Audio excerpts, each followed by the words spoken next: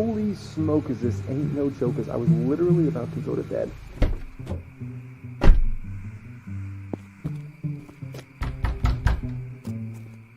Oh my word, look at that. Wow, do we have a lot to get into here today. Woo, woo, woo, woo, woo, woo, woo, woo, man.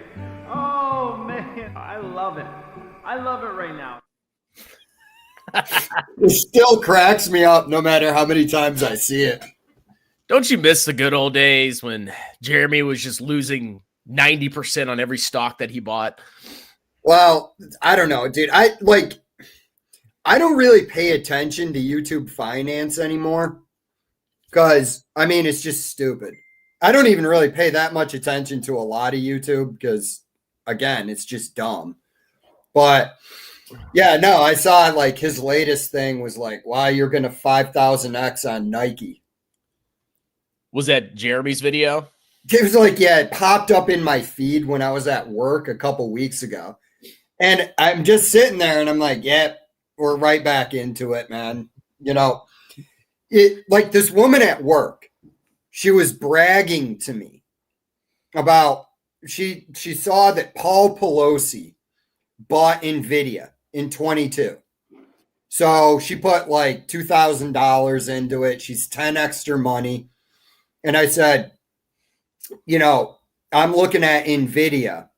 And I said, I think this is pretty massively overvalued.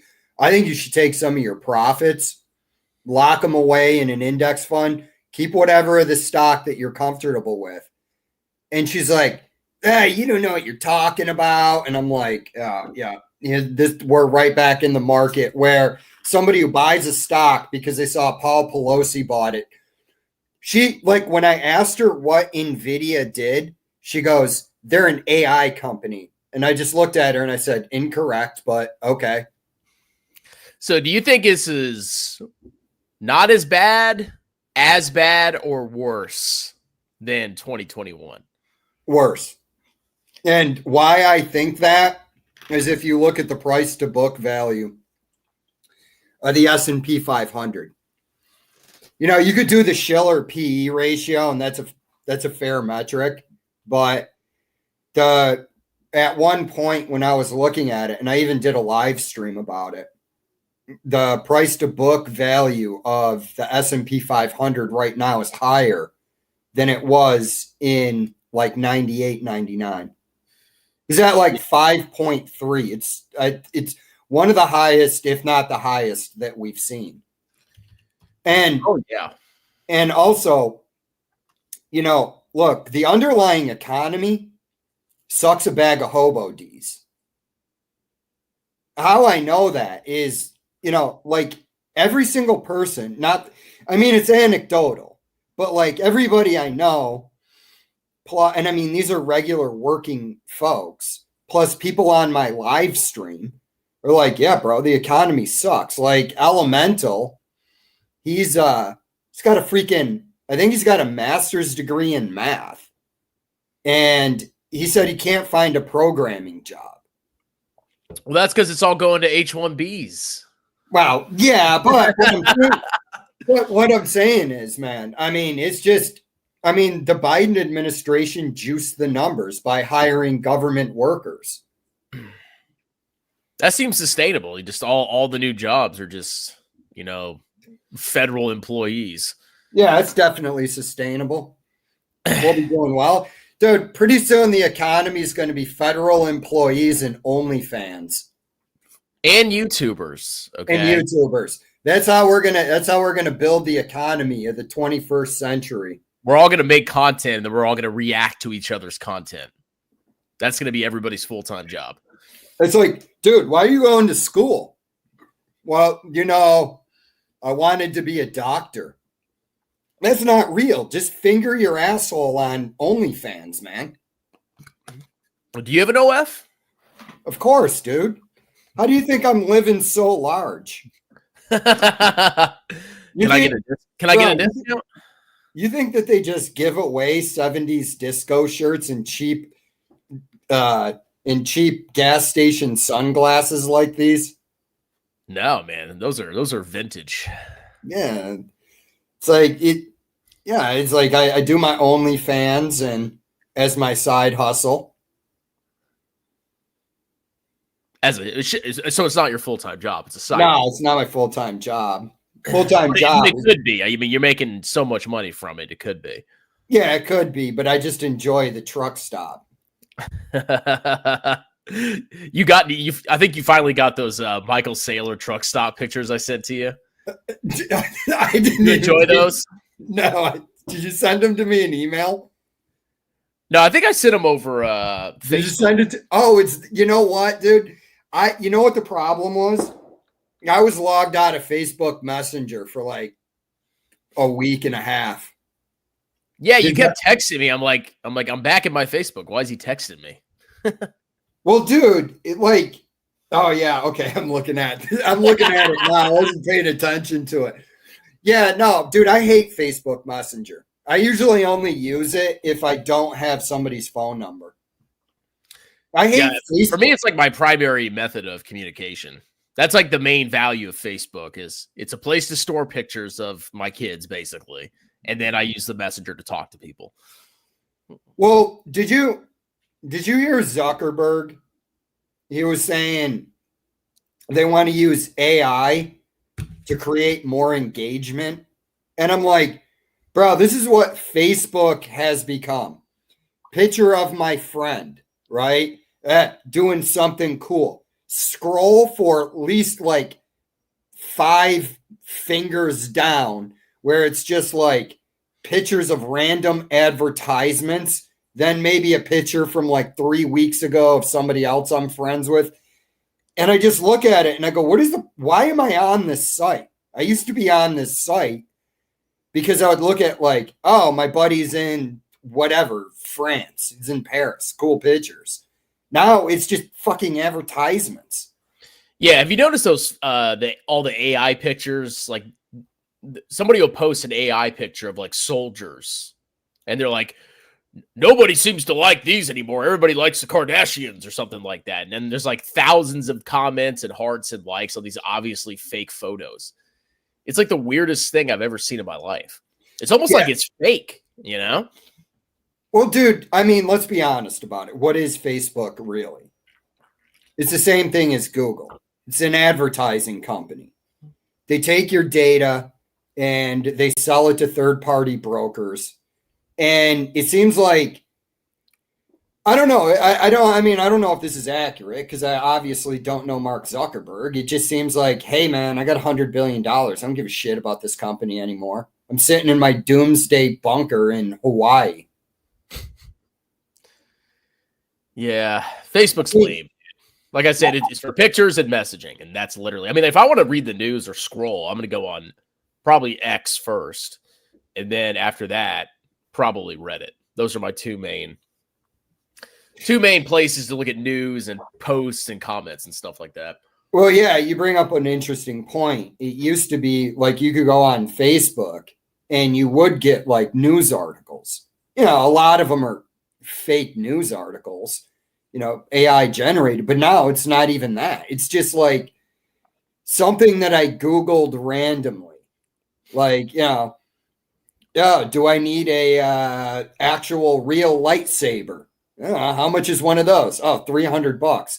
Now my Facebook feed is just pictures of advertisements for fucking lightsaber companies. And I was like, yeah, I don't scroll Facebook. There's no point. Because if I want to look somebody up, I'll just type their name in or send them a message on Messenger. There's no other reason to look at Facebook.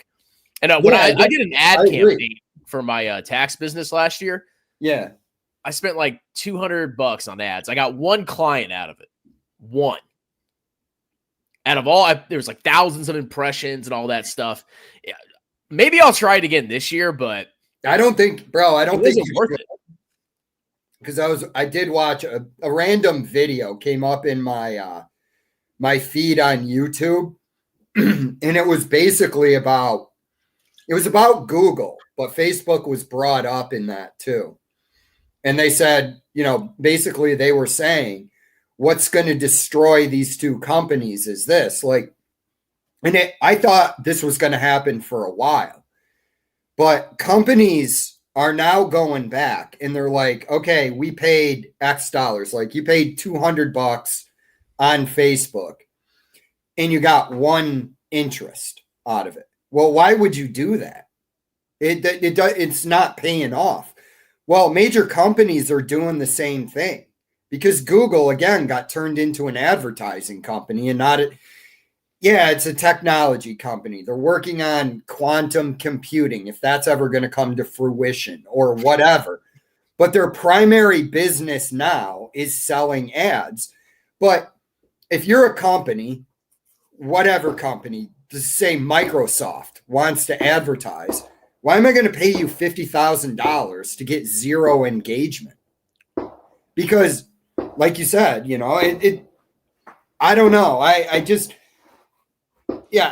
I've been skeptical for a long time that these companies were really that good at delivering customers to you. Because I go, who really honestly goes on Facebook, sees an ad and goes, oh, I'm going to buy that? I have never done that in my life. Ever. Well, if I buy something, I'm like, I need that. And I either go to Walmart or I go on Amazon. That's it. Well, I mean, when you're on YouTube, right? And you want to watch a video. And then one of those AI adverts comes up. And then it won't let you click off of it. And it's like, this is revolutionizing men's testosterone. It's turning men into beasts. Are you a limp-wristed loser? Try Testosterone X. Jay Nagy, there's a secret. It's called YouTube Premium. I finally signed up for it. And now I got to say, it's worth it. Because you get, there's no ads, ever. And you get a Spotify equivalent. It's like YouTube Music. It's like $18 a month. It's worth it. So check it out. You'll never see an ad again. How much did Google pay you to shill this product? I guess they paid me ad revenue, but I'm not specifically sponsored by Google. This video was sponsored by Google. Oh my God. Dude, sponsorships are BS. So I did one sponsorship for that. Yeah, but you got free pants out of it. No. So I've had multiple, but those are like direct to people. There was one where I went through a company, the freaking it's like a data security thing. But I did it, and you have to put the ad in the video. Then you gotta do all these specific things they tell you to do. Then they have to view the video, and then they have to approve you to launch the video. I'm like, this is BS. Like, I don't got time for these clowns. And they're like, oh, you gotta fix this, you gotta fix that. It's like, no. I'm never, unless they offer me like $100,000 to shill Vanguard, I'm not freaking doing that again. Wait, okay, so they offered to advertise on your channel. Yeah. And they wanted you to do what? So you have to place like you have to talk about the company in the video. This was a long time ago, I think. Okay. And they gave you like stock footage you could use, but you had to like come up with your own script. And then you got to freaking upload the video, have them review it, make sure it's labeled properly for YouTube specifications. And then once they review it, unlisted, and approve it, then you can publish your video. So but you're basically like working for an employer. Like, how much were they paying you? So they said either you could do, it was like $250 per referral. Like if somebody signed up, you would get $250, or they paid you $500 up front, but you don't get any referral money. So you can guess which one I took. But that was one time. It's not worth the money unless they're paying like big money and they're pretty chill about it. Well, dude, I've said this for a while, man. I don't understand. I understand why Jeremy still does YouTube, but I don't understand the dudes like Graham Stephan, right?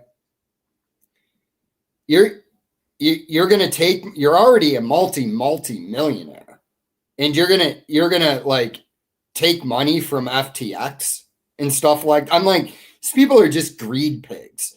If I had Graham Stephan's money, somebody was like, hey, we'll pay you X I'd look at their product and I'd be like, yeah, it's not right for me.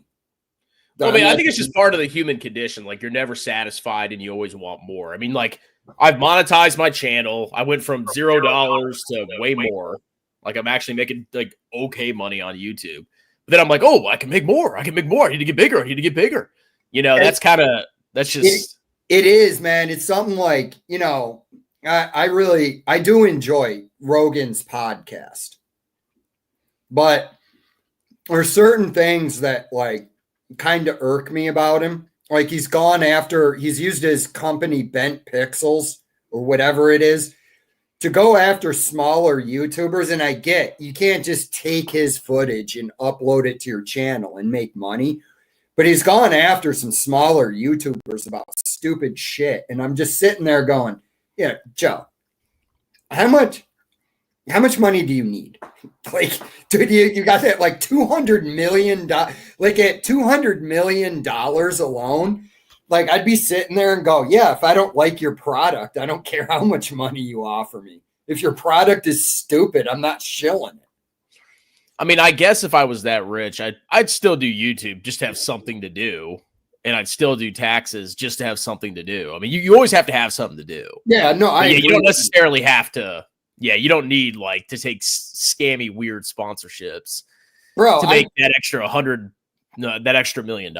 So, I mean, I agree with that. Bro, oh, look, we have a sponsorship. Hold on. All right, sorry, not a sponsorship. A super chat. I'm getting my last minute grift bucks before the new year. Strong YouTube AI schlong G fight testing Steron fight. You know what that means? No idea. Can you decipher that? No. Well, I appreciate the super chat, Zlot Varga. But no, I completely understand what you're talking about because like by the end of the weekend, I'm fucking bored and ready to go back to work. Bro, I took 3 naps this weekend. That's a problem of boredom. I was sitting around. I'm like, yeah, I could go over here. Yeah, I don't feel like doing that. I'm just going to go take a nap for an hour. Go to the gym, come home, hanging out. Yeah, I might take another nap. Yeah, I get bored. That's why I'm always doing something. Like, I'm never not working. I mean, I obviously, like, I go out and have drinks every once in a while, or I'll go on a vacation. But basically, I'm either at work, at the gym, or I'm doing something productive. Because otherwise, I'm sitting there and I'm like, what am I going to do? Play a video game that I've played 1,000 times for the 1,001th time? There's nothing wrong with a video game where you're like, yeah, it's the end of the night, man. I'm just going to go chill for an hour and a half and play this game before I go to bed. But I'm with you. Like on the weekends, a lot of times, man, there's not really much to do. And I just feel so unproductive.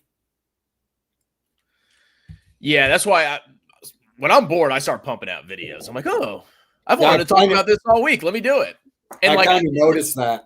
Yeah, it's fine playing games, but the games I play, I play them so much. Like I have these old classic games that I just constantly play. After a while, I get bored of them, and it's like, okay, now what? Now what do I do?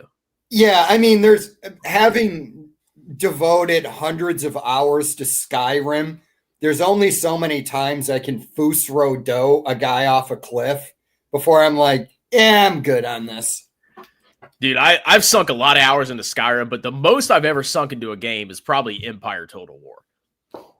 Thousands of hours. Like, I'd be a billionaire right now if I didn't play Empire Total War. Yeah, for me, it'd probably be The Witcher 3 that I've played more than any video game.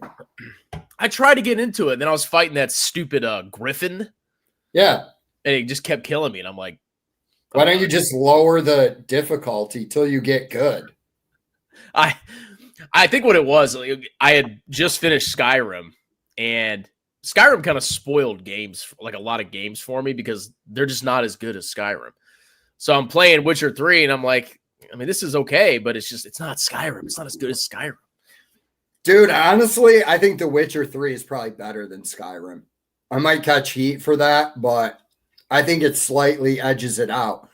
Dude, all you are is this dude that goes around and bangs chicks and kills monsters and collects money. Everything I don't do in my real life. Well, dude, it's not like I'm doing that either. It's like you play The Witcher and then you come back to reality and you're like, God damn, I'm a fucking normal loser. Like, it was way better being this monster slayer riding around in this medieval epic. Just like, hey, you got a problem, weird guy? Here, pay me and I'll go kill this monster for you. Yeah, my new dating strategy is literally I just try to get them to come to my house.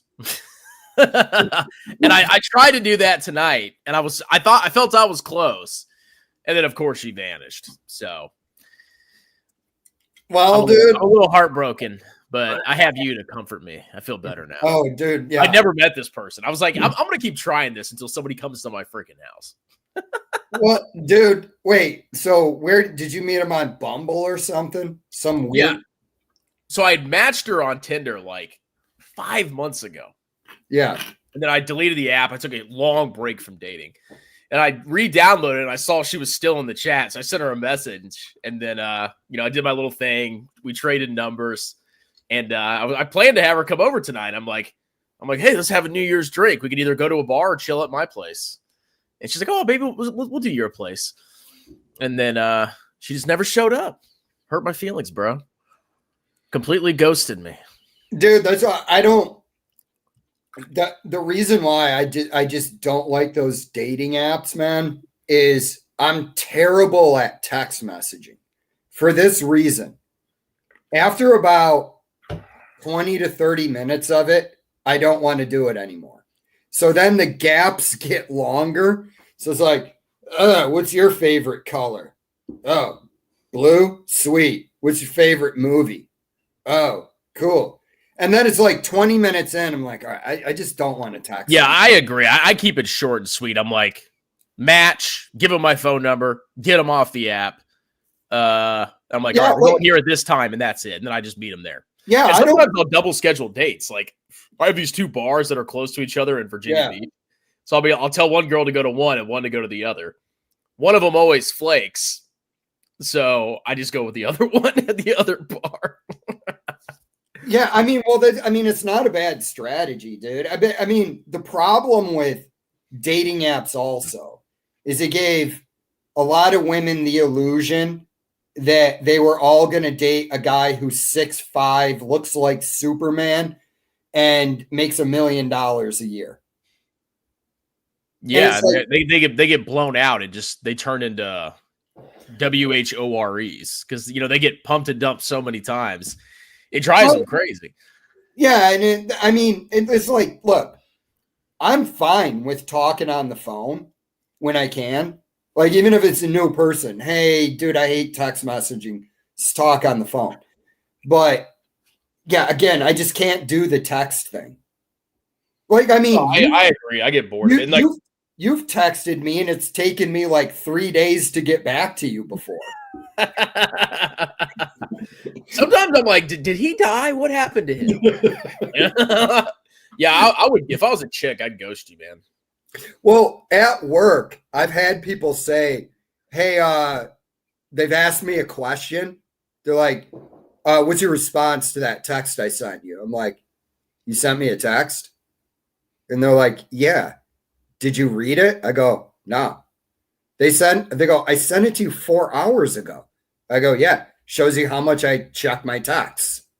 And they're I'm usually always on my phone because when I'm in the office, I got YouTube blaring. I got YouTube in my headphones. So every time I get a text, it freaking rings.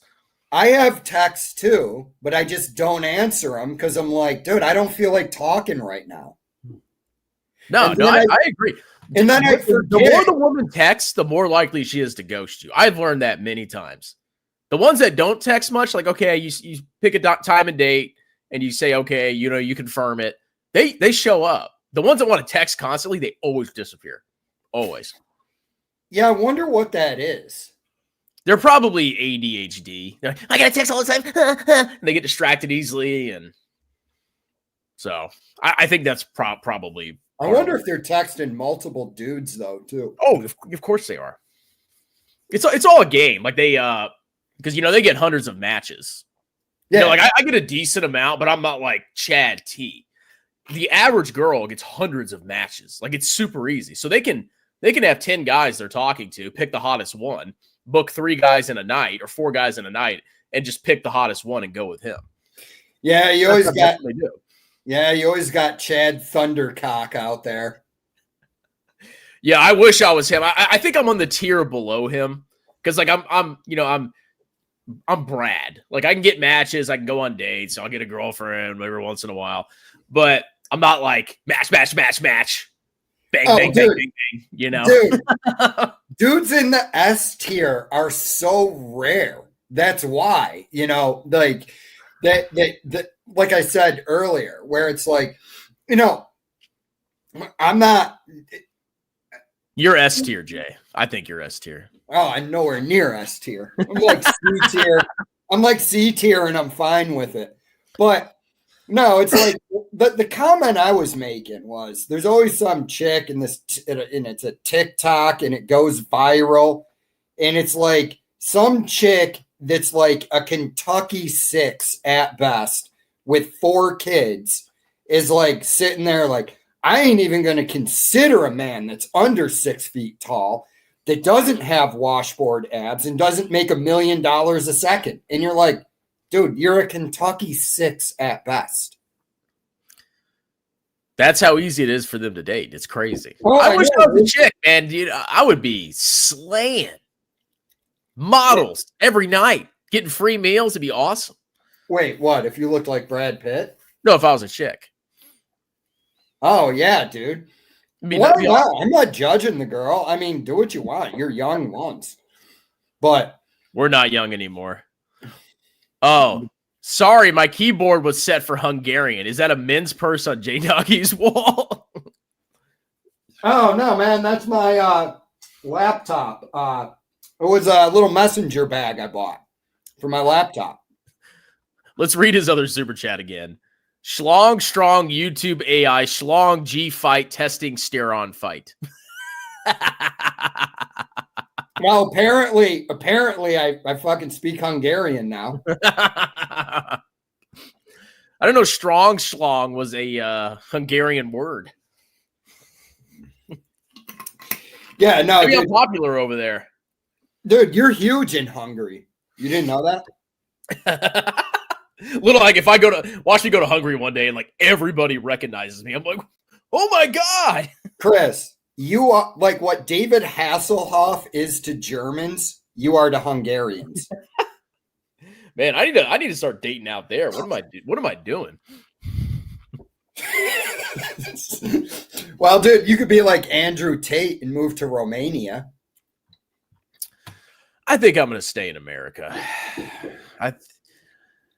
I like speaking English, okay? Because I lived in Germany, I lived in Italy, I lived in South Korea. I've been to all the countries. And it's just nice to, like, you go outside, everybody speaks English. You recognize all the companies. If you need something, you know exactly where to go. It's nice. It's very Dude, I think, like, well, having lived, how long did you live in Germany? A year. Yeah, I was there 2.5 years, man. I love Germany. But I think it was nice, but I just didn't speak the language. I didn't want to learn it because I'm lazy. I think a lot of times, though, man, you just really like the people. You know what I mean? Like, I think Germans are not as serious as everybody makes them out to be. They just don't smile like Americans do. You know, like as Americans, we tend to smile a lot. Germans don't do that. But Germans, a lot of Germans I knew had this like, just this sarcastic sense of humor that I would just look at him and start cracking up, you know, because I think that shit's funny. But yeah, I basically didn't talk to any Germans. I kind of just kept to myself, to be honest. But I mean, I wasn't there that long. Oh, we got Andrew Marshall in the house. What's going on, bro? He's buying stocks, bro. I'm waiting for my 2 haters to show up. All you have is 2? I've got like 10,000 now. The hate is like 10x in the last 3 months. Why? With the battle with Echoes? No, it's like just random people. Like I have dedicated haters, and they just like every video I post, they always twist it. It's like multiple comments every freaking video. I think it's funny, but it's definitely gotten worse now with the Well, it is, dude. It is kind of funny because like I've commented on Jeremy's videos just because he knows who I am. Like, yeah, Jeremy, this is a great video, dude. But it's like the amount of time I'm going to spend commenting on people's videos is virtually nil. It's like if I don't like it, I just go, hey, I'm going to watch something else. Yeah, I mean, I'm usually watching it on the TV or my cell phone while I'm working, so I don't have time to comment. I mean, I probably commented like 4 times in my entire YouTube career on another video that wasn't mine. Well, do you think that you could be working instead of listening to YouTube when you're at work? Well, I'm doing both. Multitasking is doing multiple things shitty. I mean, I figured out my job. I've got it down pat at this point. Like, I don't really have to think that much. And if I make a mistake, I can always fix it later. You know, it's not like in accounting, it's not the end of the world. Dude, bring this up. Which one? Bring up stock analysis. Are you sharing your screen? No, I want you to do it. And then type in. Let me break down this comment real quick. Hold on. Yeah. All right. Let me turn off Corn Hub real quick. Oh, yeah. It's SO.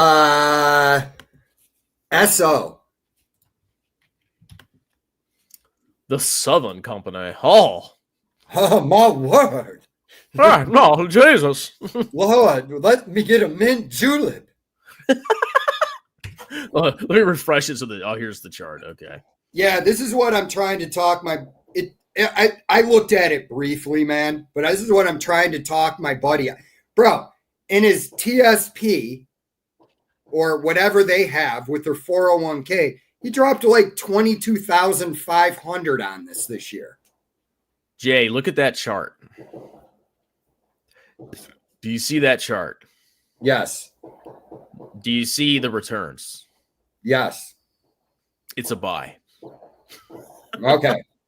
Well, it's got a dividend. You know, do they have share buybacks? Well, it wasn't. I looked at it briefly and I was like, okay, at least they're buying a profitable company. Because everybody who tells me, they're like, yeah, I'm buying this stock. I go and look and I'm like, bro, you have no operating cash flow. I don't need to go any further. And they're like, what does that mean? I go, it means it's not profitable. Yeah, I mean, I guess there's worse companies out there. When you've been on YouTube like us, you've seen a lot worse than this. Oh, I know. I'm just trying to get him not to load up his entire portfolio. Yeah, I mean, yeah, you should not have your whole portfolio in one freaking stock, obviously. I'm like, bro, have you ever heard of Enron? Not that I think there's fraud going on with this company, but yeah. But anyways, that was the one that I was trying to talk him out of when like you were waiting for me. I'm like, bro, stop doing this. Man, I interrupted a phone call that you were trying to save somebody from financial annihilation. Yes. I feel guilty. You should. You should have told him to buy Tesla. I mean, look at this, bro. That's what I was trying to talk him into, is putting 100% of his portfolio into Tesla. I mean, with a forward PE of 129, this company must be experiencing insane growth. Oh, I know. It is. What's the insane growth? Are we going down year over year? I haven't even looked at it. I mean, to be honest, Tesla's valuation during the clown market actually made a lot more sense than it was growing 50% per year. So like I understood why people were buying it, but I was like, guys, it's not going to continue. And now you have basically zero revenue growth. You know, and everybody excited about Elon Musk. I'm like, what do you not get about him being a grifter? He's running the Doge department, but yet his company relies on government rebates. Oh, I mean, basically everything he does is government. I bet you SpaceX, I bet you all their money comes from the government. See, dude, what you're not understanding about Tesla is that Elon Musk is revolutionizing modern manufacturing. You know, and you're wrong because it's gone up. Are we at we're at our all-time high, aren't we, on market cap with Tesla? Oh yeah. I don't pay attention to it. Oh no. So like people were saying, oh, the stock isn't at all-time highs, but I'm like, yeah, but the market cap is. Yeah. But this is way past the clown market. Well, they're not getting dilution. But the stock price is lower, bro. Well, it's actually close to its all-time high. Wasn't it $407? Yeah. No, I mean, so like this was before it blew past 400 or whatever, but it went all the way up to, well, how high did this freaking thing go? 479. God. Crazy. Holy shit. I didn't realize. You know that one guy who used to harass us, user of sharts? Yeah. He still comments every once in a while. Yeah, he's probably like, yeah, these fools told you Tesla. And I'm like, bro, this can go on for years, man. I don't know. That's what I explain. People think they're smart because they buy a stock and it goes up. Like, oh, that was a good buy there, buddy. I'm like, I mean, maybe it was, but maybe you just bought into a bubble that's gonna pop eventually. That doesn't mean you're a good investor. But they don't freaking get it, man. Look, the only thing I ever said about it is take profits. No, you never sell VT, Jay Nagy. No, ever. I didn't say take profits on VT. Said you take profits on Tesla. If you bought it at $20, it's like, look, when it was up by $407, this was my point. It's going to drop. You're not going to hit the exact top or bottom. Sell it. And if you still have confidence in it, buy it later on because it's going to drop. Dude, if I bought something and it doubled, I'd instantly sell it. I'm like, yeah, I made a little speculation. Doubled, boom, straight back into the index. It depends on what it is. Like, look, if I think there's more room to run, and I'm just saying the portfolio, or it's at 2% of my portfolio, I'm just going to keep selling when it goes over 2%. Intel or SMCI. That's the freaking fraud stock. Isn't that super microcomputer? Oh, is it? Yeah. SMCI. Yeah, I wouldn't pick either one of those. You know, Tom Nash picked that one, and and he was like showing it as a, oh, look how good I am. And then it collapsed because of all the accounting fraud. Just based on the amount of sketchiness and fraud, if I had to choose one, I'd go with Intel. Personally. Oh, yeah. But so I'm not really all that familiar with what happened there with Supermicro. I briefly saw something online and I looked at it and I'm like, I don't really give a shit about this company. But so what happened? What did they get caught doing? I don't know a lot. I just know they were doing, they were cooking the books somehow, or they weren't. They either they like failed an audit or something, or their books were totally jacked up. I don't know all the details, but there was something material going on with the company that was. Oh, fun. Dude, interesting. We should try and find it in the 10K. Yeah, I mean we could. Not tonight. I mean, we don't have to do it tonight, but as some like right because it is New Year's, but sometimes it's impossible because you can just accrue revenue. Like I can create fake revenue on somebody's books in a second. Debit, AR, credit, revenue. Oh, revenue. Yeah, but I mean, when you go and you look at Enron in the jump between 99 and 2000, I didn't know what was in there, but I could tell in their revenue. I go, it's $100 billion market cap company. And I'm looking at the past few years of the revenue growing. It's growing steadily, 2 to like 5% per year. And then all of a sudden it doubles. And I go, that's right where the fraud is. This is stupid. How did people not see that? Because they found the future, just like NVIDIA, bro.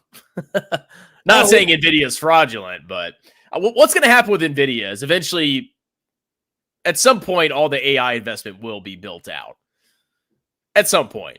I think a lot of, there was a episode of Rogan's podcast where he had this dude, I think his name was Mark Andreessen on, and he's a tech entrepreneur.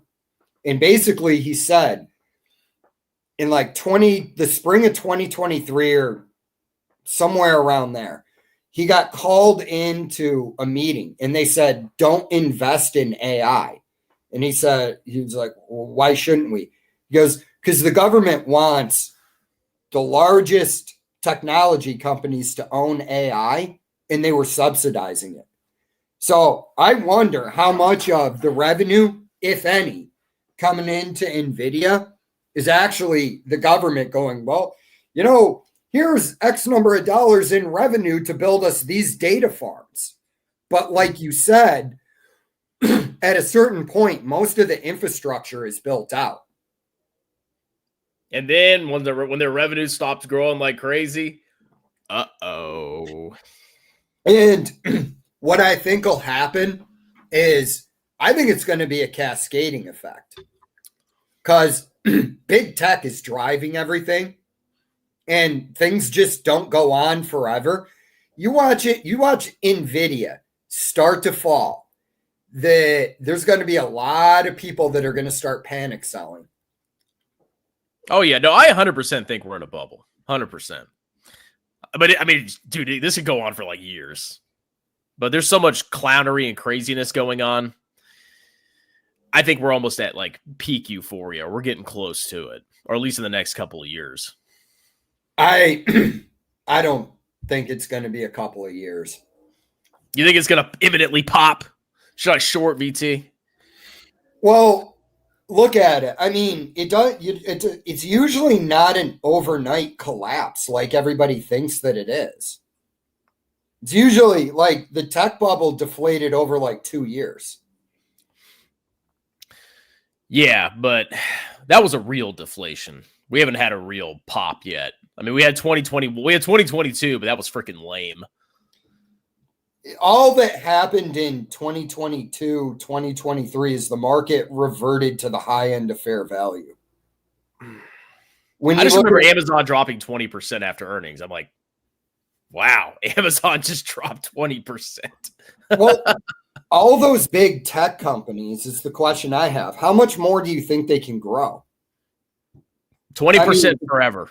Yeah, 20% per year. Yeah, that's my bad.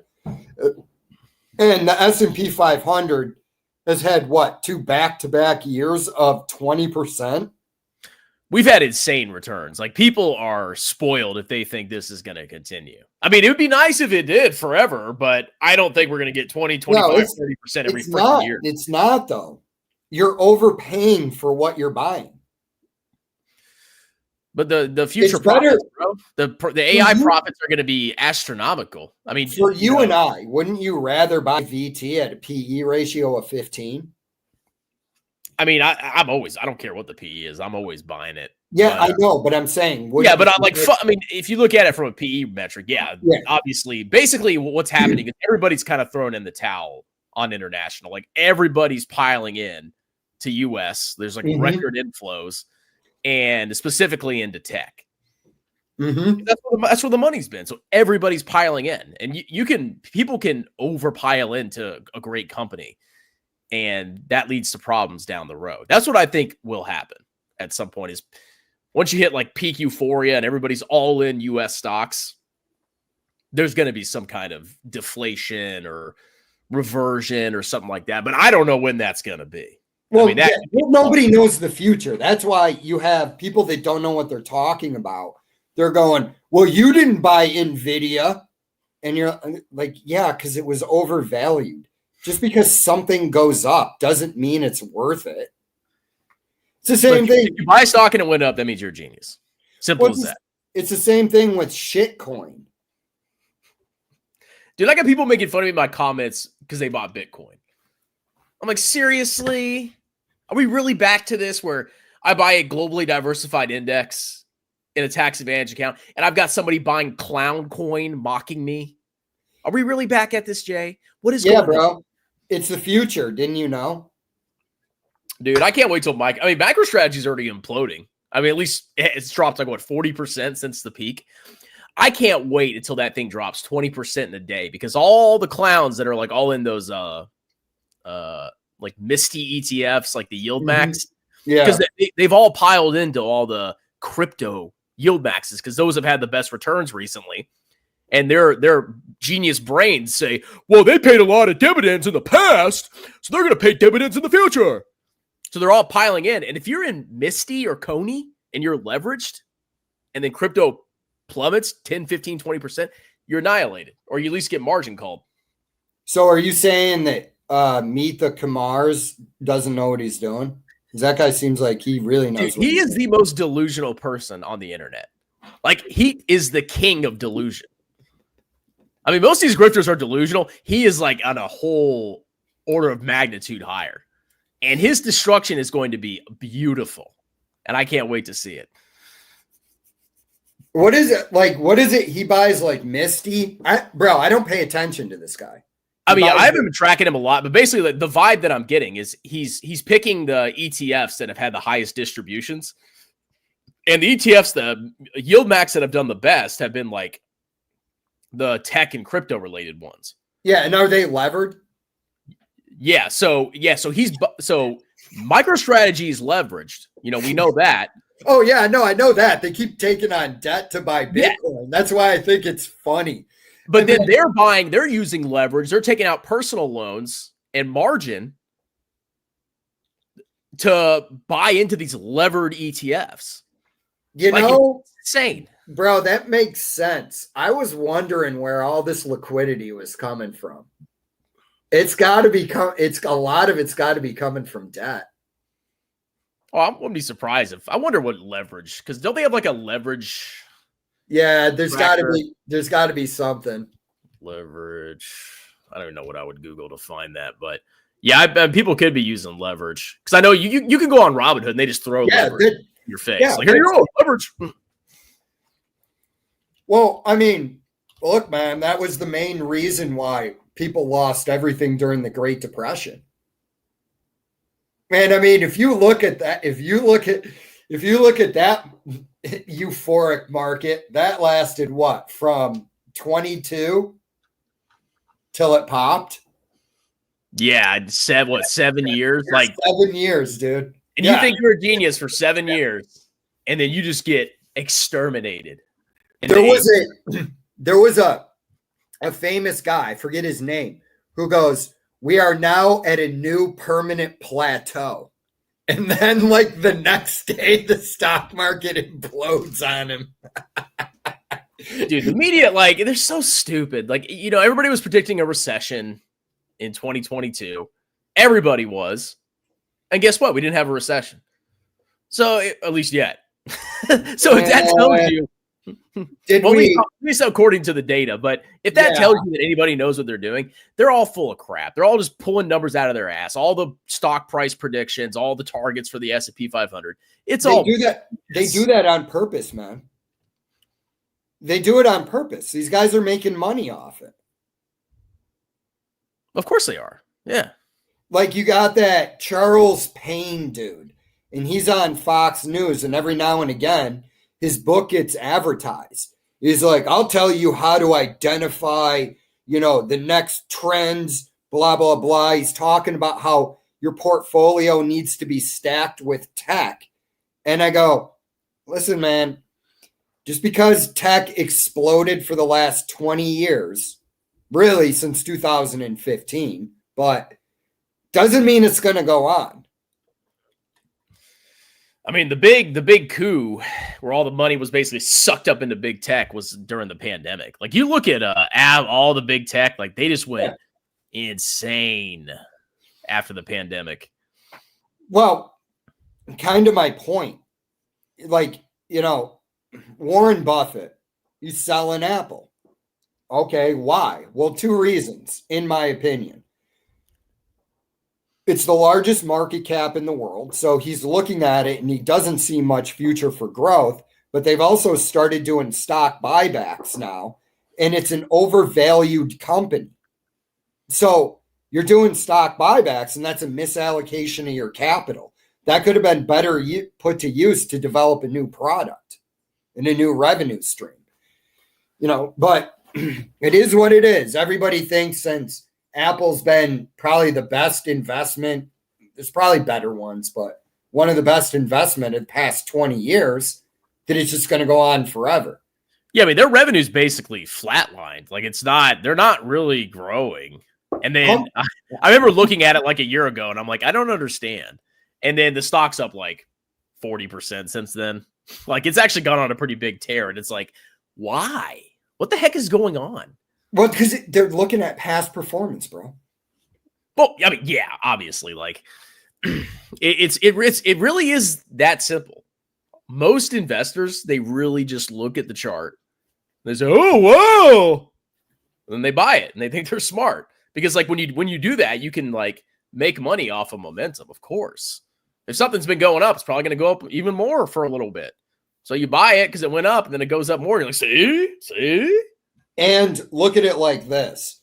The woman at work who bought the NVIDIA, do you think she understands Stanley Druckenmiller has been selling out of his position?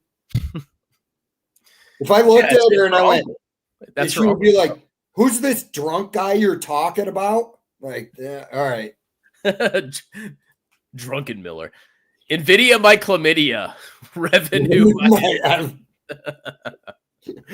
All right, guys, I want $1,000 in super chat. $10,000 in super chats before midnight. Go. And I'm not going to talk until you give me $1,000. Dude, I think people would just leave your stream. Watch somebody do it. Can you even super chat $1,000? Is that possible? I don't think so. But they'd be like, yeah, I'm going to pay these two clowns $1,000. I would honestly feel guilty if somebody gave me $1,000. I'd be like, wow. I would be like, okay, dude, don't know that my time on YouTube is worth $1,000, but okay. That would definitely clinch the year right there. Another thing, I was thinking about this today, people aren't looking at is the price to hooker index. The price to hooker index? Yeah. So, like in Euphoric, where you can invest in that? Yeah, you just go on Eros and you look at what hookers are charging, and a lot of these are their prices are super high. So, like in 22, a woman selling it for like $300 or $400 is selling for like $500, $600, $700 now. Tells me we're in a euphoric market. There's no better indicator. Buffett talks about it all the time with people that pay. He's like, they're like, how do you know if the market's overvalued? And he goes, I check with the hookers.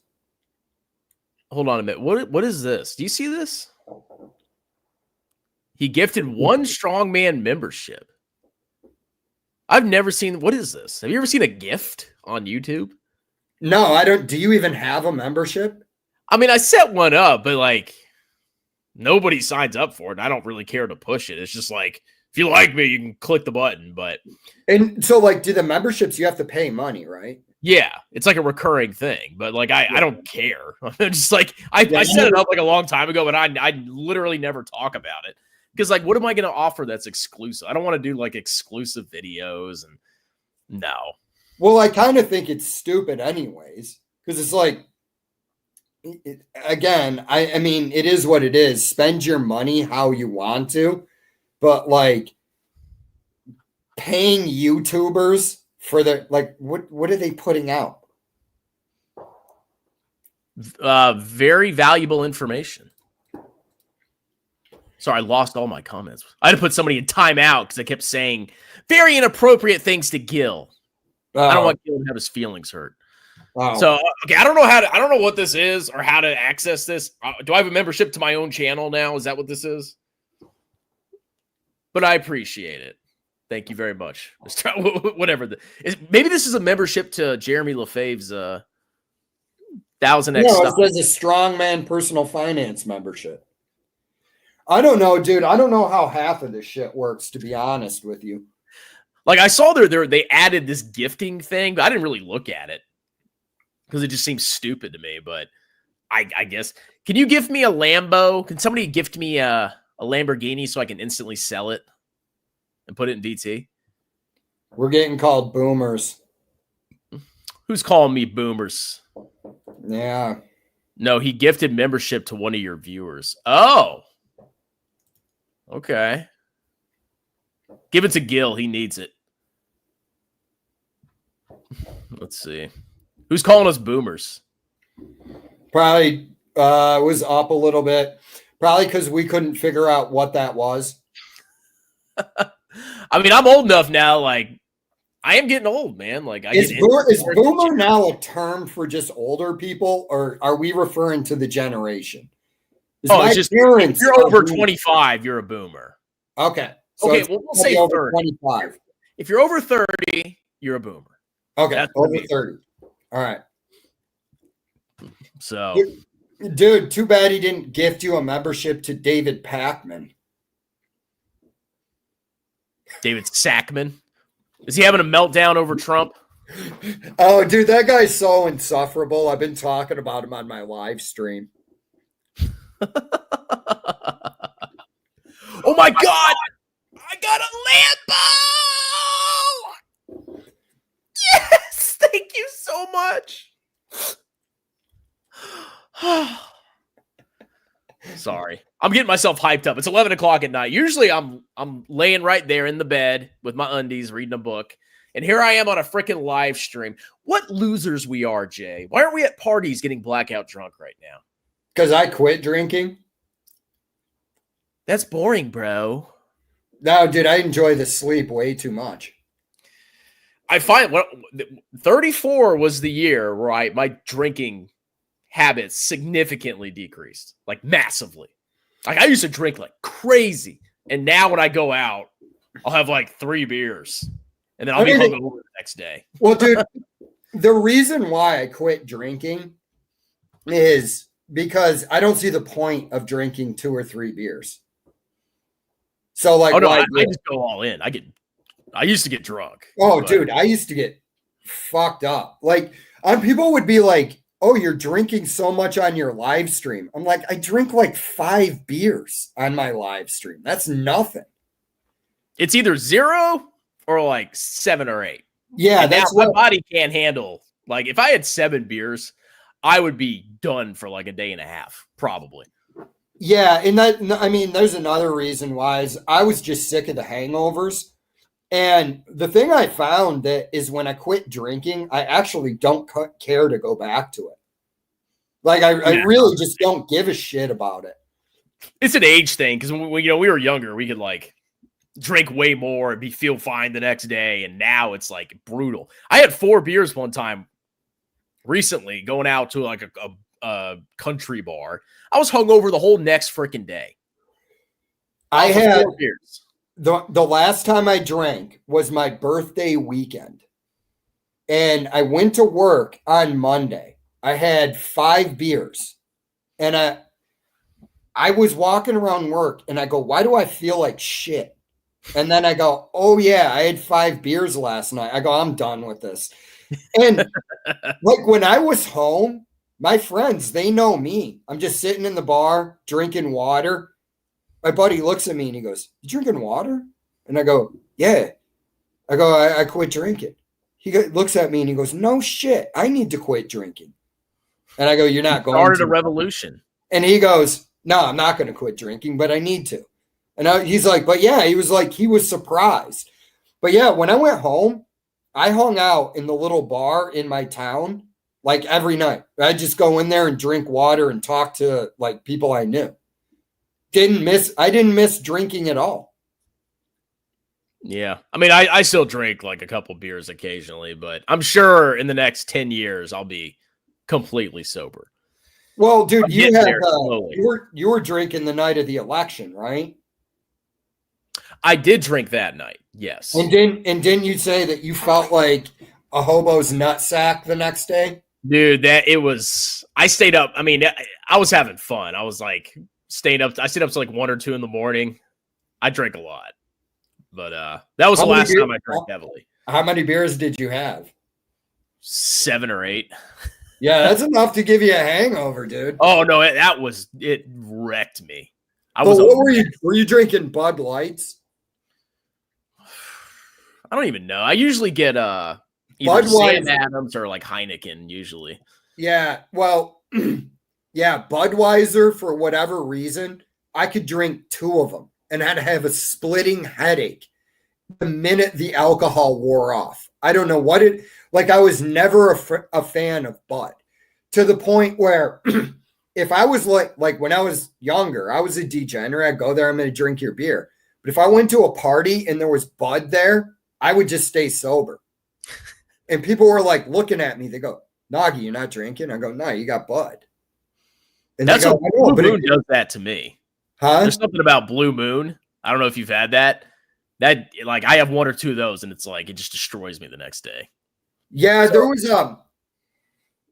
I forget the name of it, but there was like this craft beer, and they served it at the Tilted Kilt, and all I needed to do was drink 1 of them, and as soon as that's when I noticed it.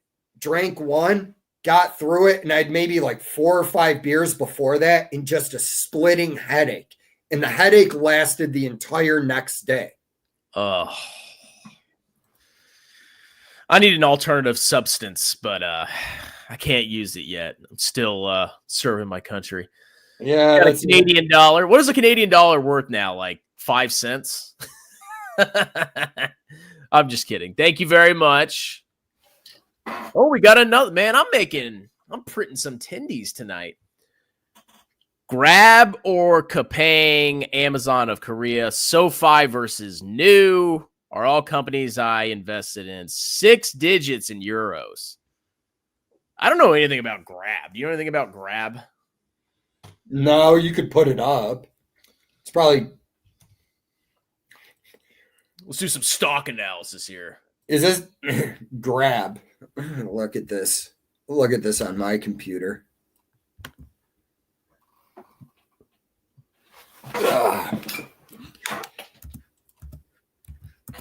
Well, they're getting towards profitability, but they've never posted an operating profit in their history yet, but they're getting there. I mean, revenue's growing decently, but it's decelerating. Are they cash flow positive? Yeah, they just turned cash flow positive. Yeah, but I would say you're overpaying for that cash flow.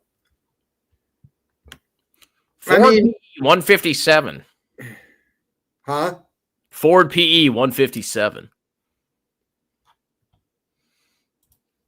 I mean, is there something? What's special? What's so special about Grab? Provision of super apps in Cambodia, Indonesia. A single platform. Oh, it's like an app of apps or something.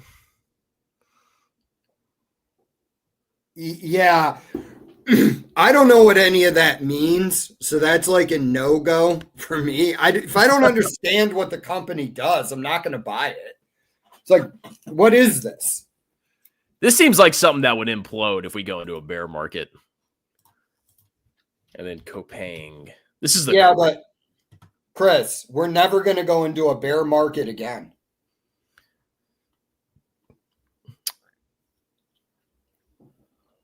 I mean, I'm biased towards Kopang. At least they've had a history of profitability. Of and what? They've had a history of positive operating cash flow.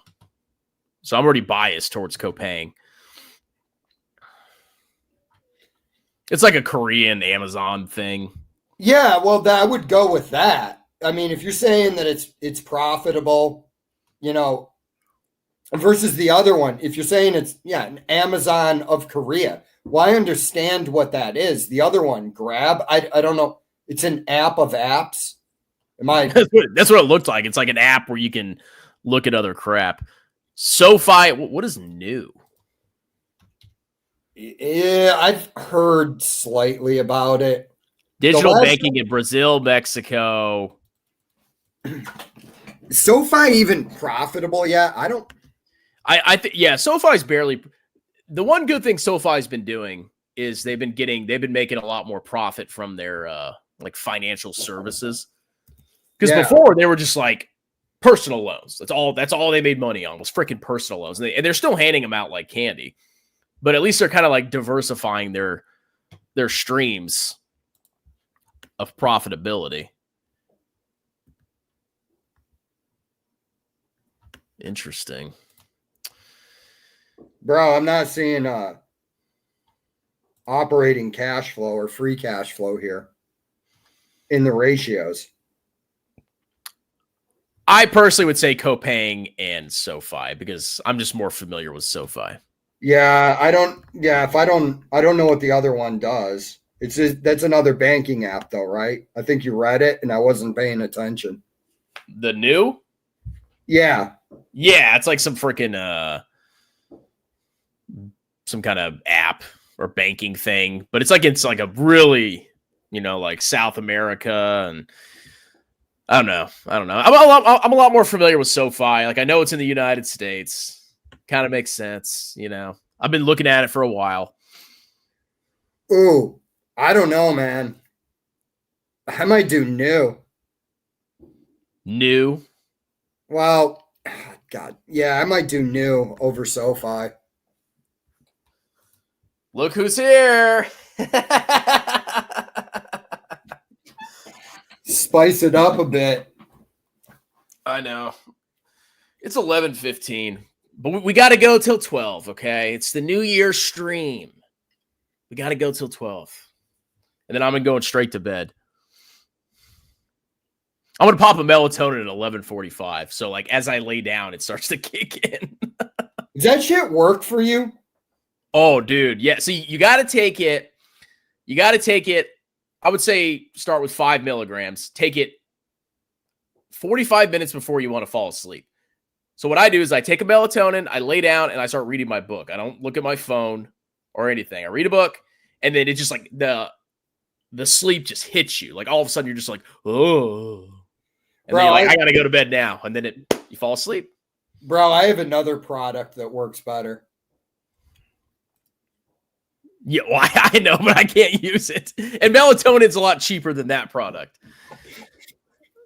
That's right, Echoes, $100. Come on, man. You made so much money. Give me your money. And You guys will $400 have to bury the hatchet at some point, especially since my live streams get dragged into this. That's what it's all about. It's drama's fun. No, dude. Where would we be without drama? So like 2 weeks ago, right? On my live stream, they asked me, Jay, what do you think about the Echo Strongman? And I'm like, that's between them. I'm like, what do you want me to say? And I'm like, I don't know. It's consuming my life. I think about it every day.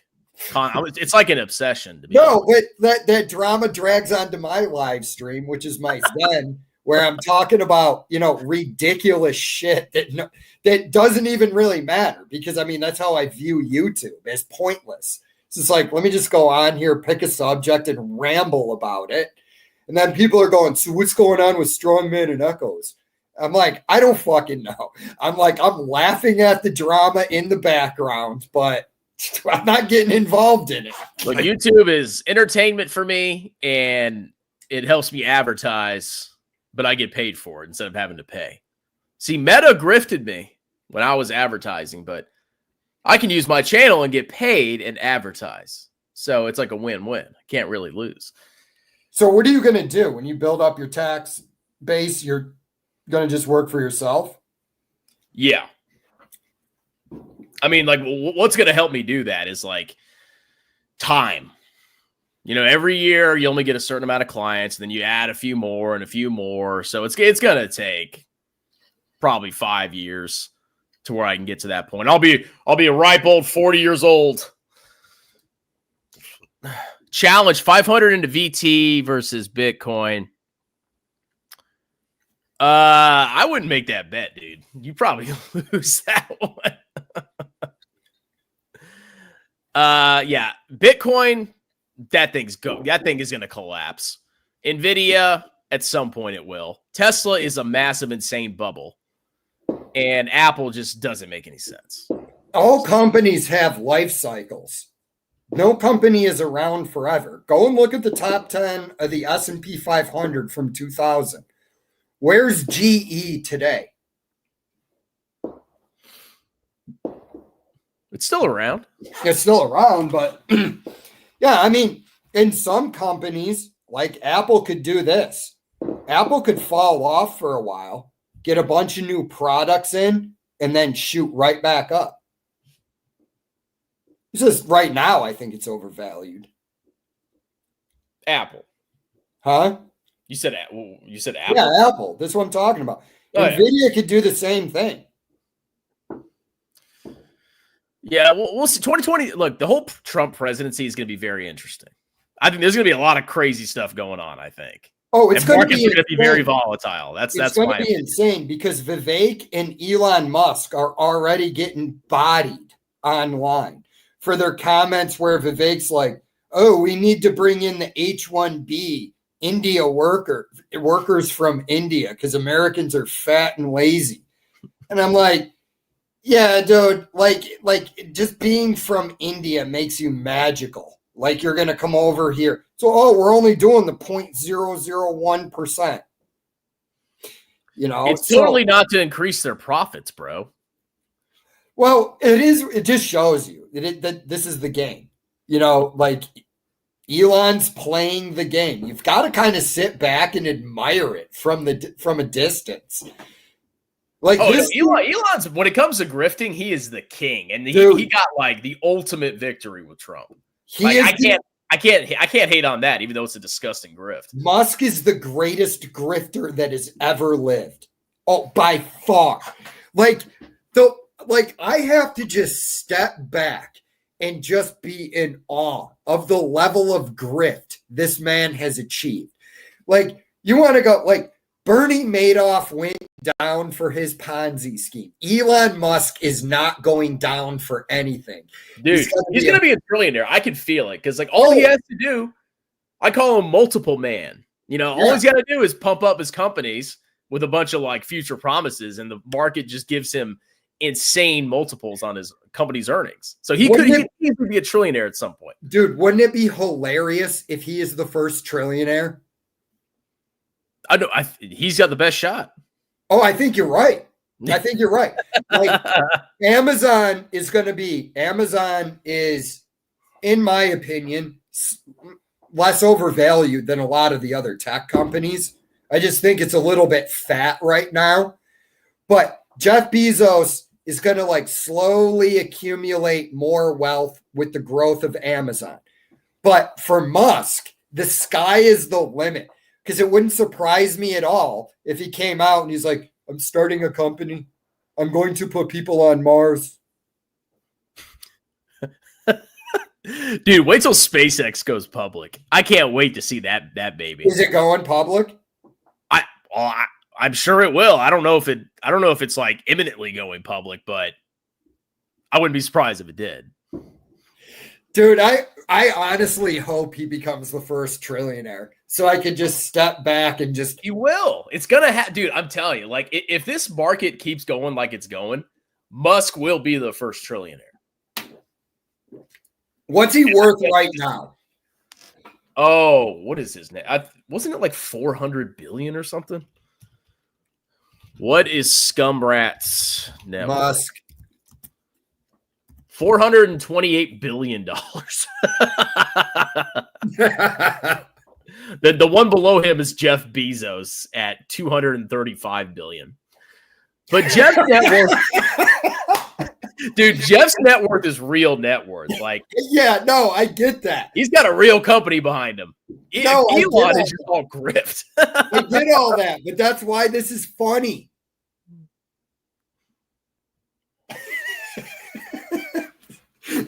Dude, I think it's hilarious.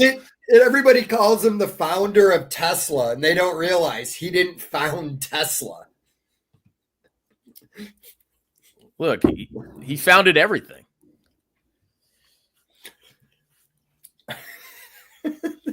Hold on, let me get more water. I'm getting thirsty. I'm gonna get my melatonin. I'm gonna pop it at 11:45. Hurry up.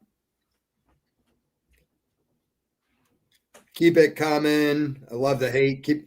Echoes, why are you getting, I don't know. Why are you arguing in the comments? I love hearing the Musk Bitcoin skepticism. Tells me there's still great growth potential. Yeah, I mean, Dave, how much is Tesla growing?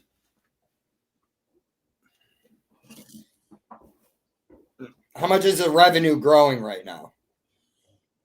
Nobody wants these cars. It's pathetic. Dude, really not trying to have me on.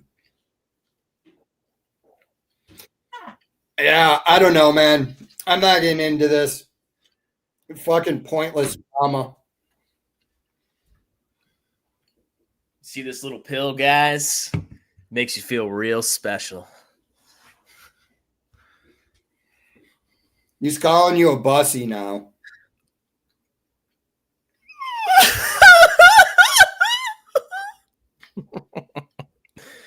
Echoes, go to a party, man. You're what? What are you, like 27? You should be doing keg stands. I'll be right back.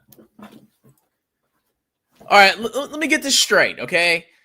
You guys can donate whatever you want. I want Echoes to give me $100. I think it would be worth it, okay? He can destroy me. He can clap my cheeks.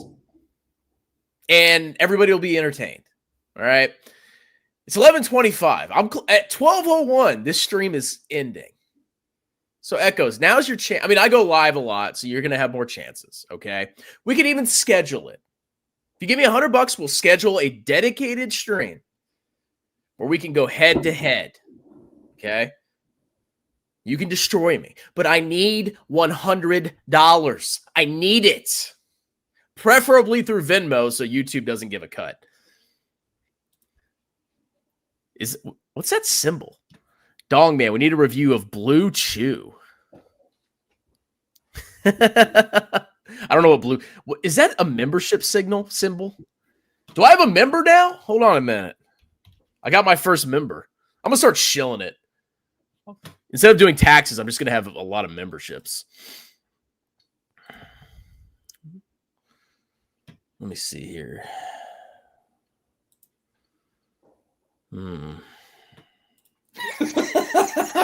The comment section. Dex Invictus has signed up as a member. Sweet. What's going on, Dex? Well, Dex, you're now the favorite of all strongman subscribers. Even my oldest subscribers are getting thrown in the trash because you're paying me, what, $5 a month or whatever? Yeah, dude, just do that. Yeah, I don't have to do tax. I'll just quit my job and just have memberships, bro. Look, guys, if you think YouTube pays a lot of money, it really doesn't. You got to have the memberships. Bro. You got to have the Patreon. You got to have a ton of subscribers. Like, to live solely off YouTube is a very crazy thing to do. Dude, David Pakman does it. Huh? David Pakman does it. I mean, well, if you get to that size, it's doable at that size, but even then, like, you can get demonetized. You know, YouTube can delete you at any moment. No, not doing it. It's crazy. I'm just saying, dude, you could be the new David Pakman. All you'd have to do is squish your eyes really close to your nose and then engage in sophistry the whole time you're talking to people. Didn't he like have a melt? Was it him or somebody else that had a meltdown? Because like right after the election, he lost he had a melty after the election, man. He was like, and I'm losing subscribers, and I was watching the video laughing, going, nobody should pay you for it. Like, this is the point. Of what use is a YouTuber in your life, really? Why are you really paying? Hey, people watch me every day. When they're down and depressed, after a hard day's work, I make them smile. Right. Maybe you're the exception, Chris, but I'm saying, like, who's paying David Pakman for his astute political observations? Like, I've thought about it. This dude, yeah. Right. Like, I don't know, man. I've been watching that guy's videos and I'm like, how is this guy a thing? That's something that I do. I go, I don't understand this. People will pay, man. People, if they like you, they'll pay. You really can grift people if you really wanted to. If you had no soul, you could really, Jesus, screw people over. What? Like, let's do this super chat. Saying Musk is the greatest grifter ever while you're on a live with Strongman, the actual greatest grifter ever, is disrespectful to Strongman's grift game. I mean, I have the skills. Dad. My bad. I have the skills. I really could do it if I wanted to. Oh, well, dude. Yeah. I mean, yeah, you could tear apart, the financial statements or the balance sheets, as Jeremy calls them. I'd be like, oh, this stock is definitely going to 100x. And all you have to do is get lucky with a few of them in a bull market. And all you really need to do is push the ones that are popular on YouTube. No, dude, I made a video about SoFi when it was at $7. I was like, oh my God, it's gonna 10x, like a joke video. Yeah. And then I'm seeing comments now like, wow, this was actually you timed it perfectly, bro. Oh, I'm getting comments on old videos where they're like, this aged like spilled milk. And I'm like, oh, dude, my old Tesla videos. Well, no, dude, I got one on SoFi and I'm like, you couldn't even think of a better analogy. Like, this is aging like an old pair of hobos boxers. What do you think about this comment, Jay? I'm telling y'all, don't buy Bitcoin. Missing out on crazy gains, bro. So the only thing I would say is problem, Jay. No. This is what I would say about Bitcoin. And nobody has answered this question for me. How do you calculate a price you should pay for it? It's the same thing with baseball cards. Or Beanie Babies. Or Beanie Babies. Do you remember the Beanie Baby craze? Were you like... No, I remember it, dude. People, and like, I didn't know anything about investing at the time. Like, everybody was talking about the stock market in like 98, 99. It was the exact same thing people are saying today. And then everybody was talking to me about their Beanie Babies, right? And I just looking at people and I go, wait, what? You're buying stuffed animals? And they go, yeah, because, they're collectibles. And I go, who the fuck is going to buy a Beanie Baby? And they would go, everybody. And I'm like, yeah, but I'm not. But you know what the new thing is? Hold on a second. Don't like pull out some sex toy. It's the pink flower plushie. You need to get yourself a pink flower plushie before these go to the moon. Okay. Right. I'm on it. I've got 5 of these already. I'm starting to accumulate these. If I had enough reach on the internet, I could literally make this into something like Bitcoin. You probably could. It's all about marketing. That's all. The best marketers are the ones that have the most successful cryptocurrencies. Well, dude, the whole thing with Bitcoin is what they want to do is they want to get that strategic, like Michael Saylor was talking about, the strategic Bitcoin reserve. And then what they're going to do is sell out all of their Bitcoin as it's appreciating in price. And then the price will drop off and the taxpayers are going to be on the hook for the losses. I've already solved the strategic Bitcoin reserve. Okay. You seize it from criminals and you keep it. That's the Bitcoin reserve. All right. But I'm saying like, so you can explain it to me, Chris. How is an ever appreciating asset currency? Are they still saying it's currency at this point though? So that was one of the selling points back in the day that I didn't understand. They're like, yeah, everybody's going to use this to transact in. And I go, yeah, but the price is going up constantly. Why wouldn't I just use cash? And they're like, no, but what we're saying, it's like digital gold. I'm like, yeah, but gold is used in industry. This is what I'm not understanding. Maybe somebody can explain it to me, but I'm just not getting it. Like, What is a Bitcoin actually worth? You keep saying it's currency, but you measure its value in US dollars. I'm trying to think. I can't come with an answer. This is what I'm asking you. So, like, you can look at a stock regardless of how much the price is, and you can say, okay, that's trading 20 times cash flow. All right, it's a little bit rich in the value, but this company is growing quickly. Looking at the revenue growing, I'm looking at the free cash flow per share growing. All right, I'll give you 20 times earnings. How do I assess what Bitcoin is going to be worth in the future? I mean, it's always a gamble because you don't know. But what I'm saying is, somebody explain it to me. Why is Bitcoin worth $100,000? And then here's the question: is it worth $500,000 or $1 million? How about 10 million? How about 100 million? How about $1 billion of Bitcoin? Now, if you tell me it's not worth $1 billion of Bitcoin, how did you determine that? Well, Jay, did you see Michael Saylor pitching it? Did you see that one video I made about Michael Saylor? Yes, that it's like buying Manhattan every year. Yes. Okay. All right. That completely explains it. I was way off on all this stuff. I'm going to start diving into the Bitcoin market now. Dude, the amount of the fact that Michael Saylor is taken seriously tells me that something is very wrong with this market. That's how many indicators do you need that something is very freaking wrong? It was on, what was he on? He was on Graham Stephan or something. And Graham Stephan interviewed him. I was cracking up in the video that he was in. I was just laughing about it. And I'm like, okay, even if Bitcoin is what a lot of people claim it is, Michael Saylor is your worst spokesman, because I'm just going, this dude's been grifting since the tech bubble of the late 90s. Why would I listen to this guy? Oh, yeah, and MicroStrategy went up in a vertical line back then, too. And then, bad things happened.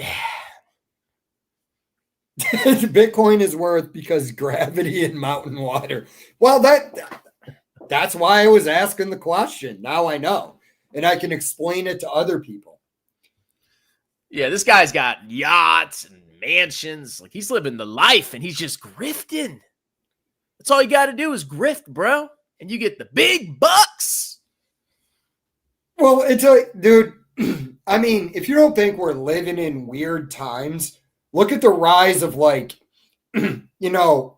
grifter influencer who yells at you about why you're such a loser.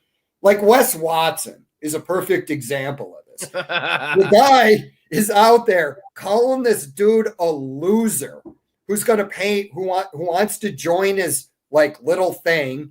And he's like, but how am I going to make money by paying you $3,000 a month? And he goes, because you're going to coach other people, you idiot. He took $20,000 from an 18-year-old kid who was cleaning cars. And he's on camera, proud that this kid is paying him. And I'm like, all right, I guess this is a sign of the times. Ty Lopez was just the first one, rent a mansion, and then go, yeah, if you pay me money, you'll be able to rent a mansion too with the Lambo. Yeah, that's wealth, bro. Lease your Lambo and rent a mansion.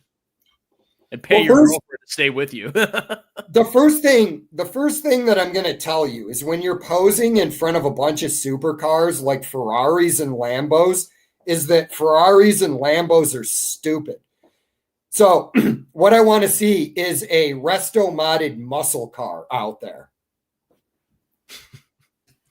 Maybe that's my problem. Maybe I'm just not leasing a muscle car. Dude, that's why your grift isn't taking off. You need to pose with your shirt off in front of your leased vehicle. I need to get some tattoos as well. All right, let me address this comment here. I'm going to have to end up debating strongman, shaking my head, since he keeps dodging echoes. Okay, Gil has paid the fee. I don't debate for free. I've talked about this. It's $100 to debate strongman personal finance. What are you guys going to debate anyways? He's going to say Bitcoin went up, Tesla went up, Palantir went up, so VT is bad, and all the grifters are good investors. So that's basically what he's going to say. That's what the debate is about. It's about... Honestly, I don't even know what the main arc of the debate is going to be about. Well, I was just probably commenting down there. It's just going to be drama, but you know what? It would be kind of a circus. Like if we had a dedicated stream, people would tune in. It'd be on my channel, so I get all the super chats, and it'd be fun. But I want to debate Gil too, because that would also be a circus. So Gil, I've invited you. You've paid your fee. Gil paid me $100 over time in super chats. Therefore, he gets to debate me. That's how it works. You pay me the money. And what are you and Gil debating? I have no idea. Okay. I'm kind of soured on the YouTube debate thing because I just don't think it solves anything. Like I think if you and Echoes debate, I don't think anything's going to get solved. I don't think he's going to convince you and you're going to convince him. No, I'm gonna sell VT, bro. Trust me. and buy more Tesla. Yeah. Tesla's I admit it, I missed the boat on Tesla. Tesla was a great investment, and I apologize to my fans. I was wrong. There's nothing that could possibly bring Tesla down. Bro, Tesla was a great speculative buy back in the 2010s. My point on it is it's just overvalued now. And that's an I don't think people really understand how insane Tesla is. It's crazy. I was thinking about, I didn't know anything. I didn't really know anything, but once I got into college and I started learning it, but like back in like 2013, 14, all that, I thought about buying a lot of these hype companies and it would have worked out for me very well. I just didn't. What are your haters is here, Jay? Oh, okay. Well, I mean, you got a hater finally. We're waiting for a hater to come on. We're waiting. This dude probably just got done sucking his mom's dick and decided to pop in here.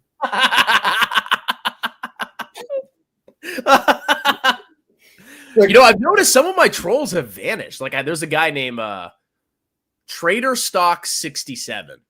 He's one troll. He comments on every video. And then it's Stocky Broker. That's another one. And like every video they would instantly comment as soon as I posted, almost as fast as Echoes. Echoes would usually beat them to it. And then they just vanished like a week ago. I miss Brooklyn Stock Shop. I miss that guy. Well, he's been posting again. Hold on a minute. Huh? He's been posting again. Hold on a minute. Let me see if he's still posting. He was posting like new penny stocks. Let's see.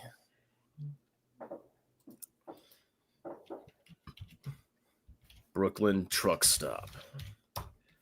He DM'd me on Instagram. He's like, "Can you delete the videos that you had making fun of me?"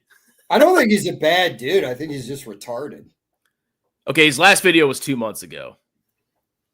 And he talked about Fubo, SoFi, and AITX.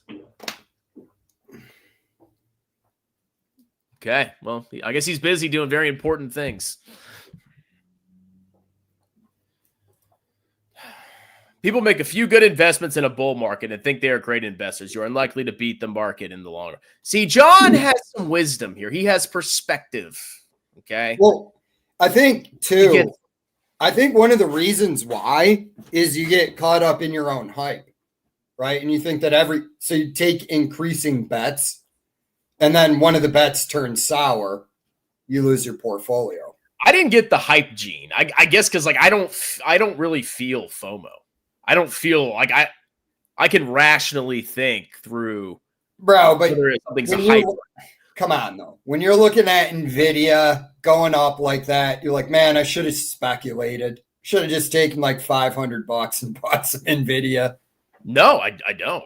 I don't. Damn it, because I do. I just I'm just like, I'm not going to do it, but I'm sitting there and I'm like, God damn it. I should have speculated on that stock. Well, because I never focus. To me, it's not about returns. What makes me happy is, did I max my account this year? That's the focus. Like, did I max my 401k?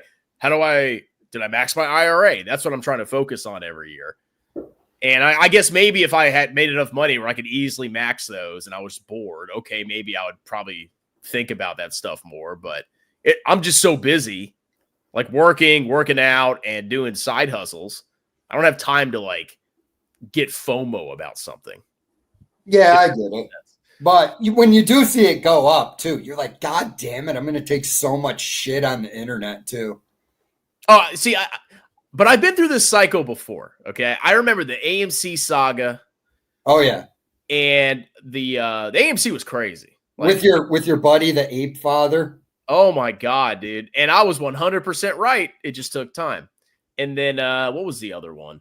Well, dude, anybody with a brain knew that AMC wasn't going to be worth whatever it was, $10,000 a share. You're like, dude, it's a movie theater.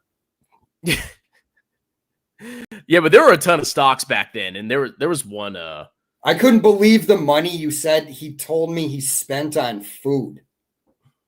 Oh, he's crazy. I wanted to go up there to see him just so he would buy me like a steak dinner. Wasn't he spending something ridiculous like dude, $5,000 a month on food? He'll go out and drop like $400, like it's nothing. What does the guy do? Did you ever figure? I don't know what he does. I don't think he does anything. He just posts like 50 videos a day. I mean, people think I post a lot of videos. That guy posts a lot of videos. Is he's still doing it? Oh yeah, he's still on here. He's posts like 30, 40 videos a day. Let me see how many videos he's posted total. Read my haters' comments. 37,000 videos.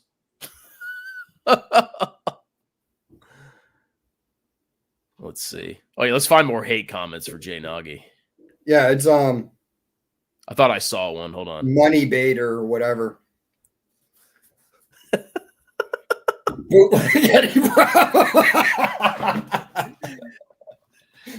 Thank you. Who's Eddie Bravo? I was thinking of Johnny Bravo. Eddie Bravo started 10th Planet Brazilian Jiu-Jitsu. Oh. He's on Rogan a bunch. Oh, interesting. We got 100 viewers and it's almost freaking midnight. What's going on here? You guys should all be getting wasted. Dude, they're not partying. Like, yeah.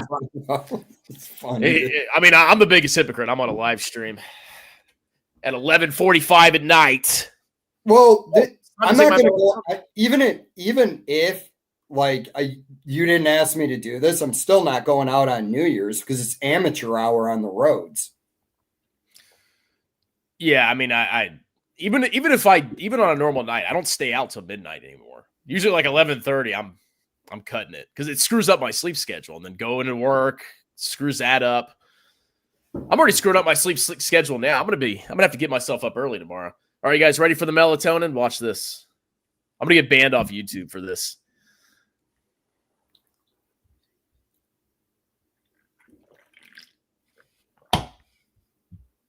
Is that what you were expecting? Were you blown away by that? So you'll fall asleep in like 10 minutes taking that shit. No, it takes a little bit more time. You got to take it about 45 minutes, at least for me. You take about 45 minutes, you lay down, don't look at your phone, read a book or wank yourself off or whatever. Well, dude, your phone in the computer, it tricks your body into thinking it's daylight because you have photoreceptors in your eyes. So that does lead to a lot of people, because a lot of people like to sit in bed and scroll, but all you're really doing is jacking up your sleep schedule doing that. Oh yeah, no, the phone goes down once I get into bed. I bet Professor G-String is sniffing those college seats after class. And Chris Poopstain loves those chocolate. Dude, Chris, the grift is like... What's he doing now? He's just posting to like put $50 in these stocks, or like, and he's got this new, I think it's called like the Money Club or something. He's charging $1,000 a month to give options plays. That's smart. $1,000 a month. That's smart. 12 grand a year given to Chris Sane. $12,000. That's almost 2 Roth IRAs. Like, come on, man. Well, you know, you could have been a grifter, dude.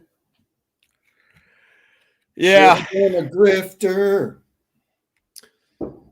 We'll get there. I'll finally break. Oh, here's another genius thing he does. So Professor G-String's latest video, he used 5-year return to back test instead of his usual 10 years. Who's Professor G? Because I'm totally out of the grifter market. Oh, he's just this like college professor. He's like younger. He's probably about my age. And he mostly he pushes the 3-fund portfolio.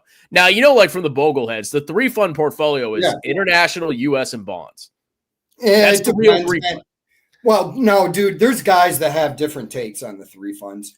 No, but like that's the traditional. Okay, like, yeah, no, I'll give you that. His 3-fund is like just a total abomination. It's Shada, What? QQQ, That's stupid. And VU. That's stupid. So think what he's doing. He's basically just creating VU, but he's doing it with 3 ETFs. Yeah, it's stupid. Like, I'm like, what are you doing? Well, you know, bro, when we were talking about how crazy the market is, like I still have my M1 finance portfolio going, and like the returns are ridiculous. Like Dave Ramsey's wet taint is like a 45% return since 2019. Is that your best performing? No, there was one of them in there that was like 60. I forget which one it was because I don't log in there. I log in like once a month just to make sure that nobody broke in there and stole all my money. Oh, you got another hater comment. Yes. No, he was hating on me earlier. Money better. He's too incompetent to own crypto. I just asked people to explain to me what the value is. You just don't understand. You don't understand, bro. You need to do more reading. You need to watch more Michael Saylor interviews. Learn about the water. Right on that. After this live stream, I'm gonna watch Michael Saylor. I might watch Michael Saylor and laugh. Yeah, don't go to bed tonight. Just watch Michael Saylor until 6 a.m. What's your take on bonds? If somebody has a lot of money and can live comfortably with stock volatility, any point? Well, it's always good to have I like short-term bonds, and they're literally there just for liquidity. But long-term bonds, I think over time, they barely keep up with inflation. Dude, it also depends on what your bank account is doing. Like right now, my money market in Vanguard is paying me 5%. Yeah. Yeah, because you put short-term treasury. I put cash in there every month, and I just leave it there. But I'm about to put money in my Roth in January. So I guess a day from now. But I've got money sitting in the Vanguard in my my money market. To respond to David, my opinion would be if you're a position, let's say you're retired military, okay? I don't really see the point. Just buy the stock market because you can weather any level of volatility. Who cares? That would be my take on it. The volatility doesn't bother me. It doesn't bother me either. But some people they freak out. So if you really freak out that much, okay. But even bonds can be volatile. If you buy long-term bonds, yeah, and they jack up rates, it'll collapse. Well, I mean, when I get to when I'm retired, I just plan on using my dividends to augment my life. I'm not going to sell any of my VT or anything inside of my thrift savings program. Yeah, I don't even my mortgage will be paid off, so I'll have property taxes and insurance. I'm not getting a car when I'm old. I'll have a paid off car. My health insurance, I'm just paying for myself. My kids are gone. They're out of the house. Yeah. What are my bills? I don't have any freaking bills. And I mean, you get VA disability. Plus, if you're getting Social Security, I don't really like, what are you going to do? You're going to sell that money. You're going to sell VT. Then what? Then what are you going to do with the money? If you tell me I'm taking a once in a lifetime trip and I'm going to do, for 1 year, I need 50 grand. Okay. But after that, like in your day-to-day life, how much are you really going to have to tap into that? I'm probably not going to sell anything. Yeah, that's what I'm saying. That's my plan, is just to hold my stuff forever.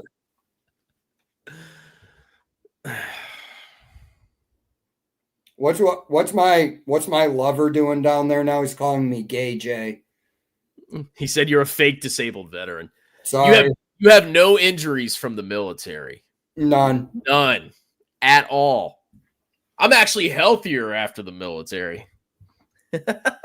Yeah, I'd like to be able to stand for longer than a half hour. No, not him. I don't have a problem with that guy.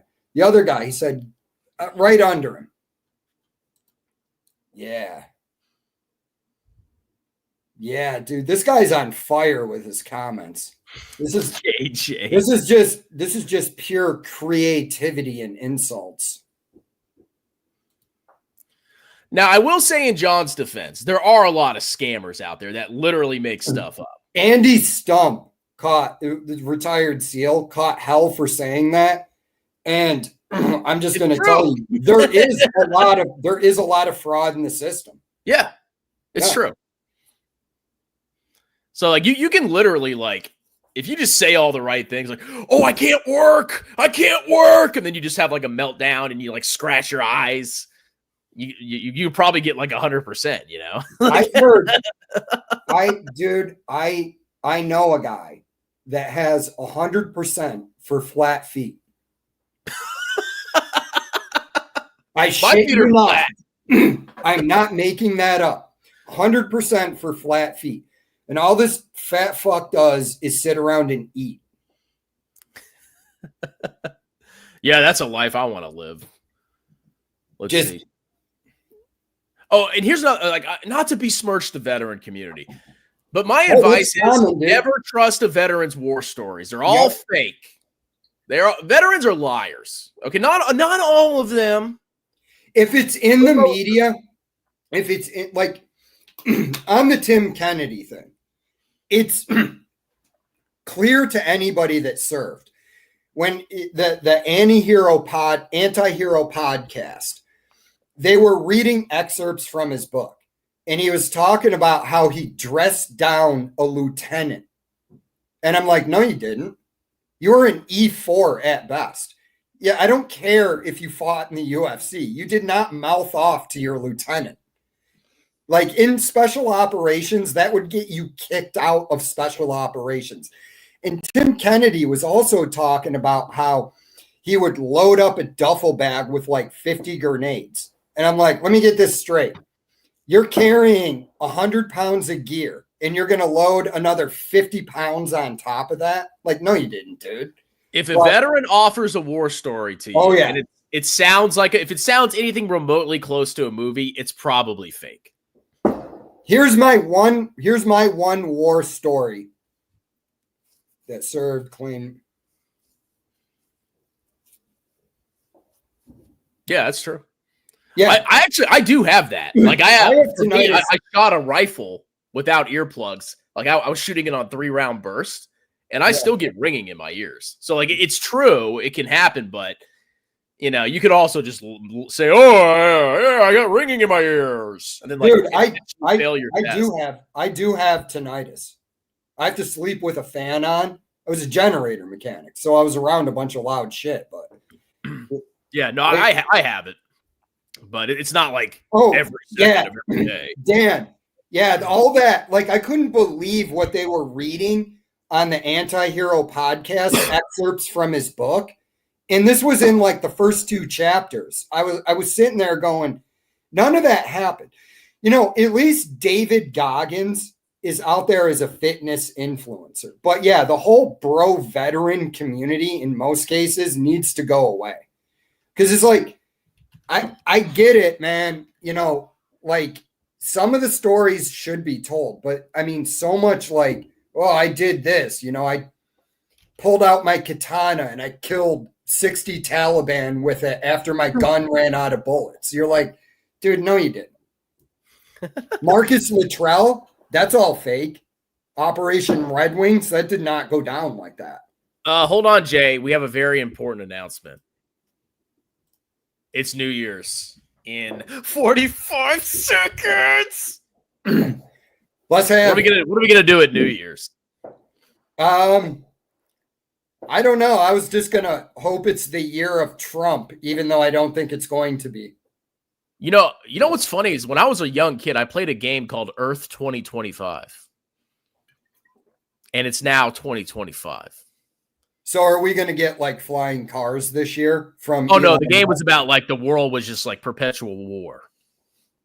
No, that's not cool. All right, so at 5 seconds, let's do a Ryu to midnight. I'm not doing a 5-second Ryu. My voice does not go that high. I don't.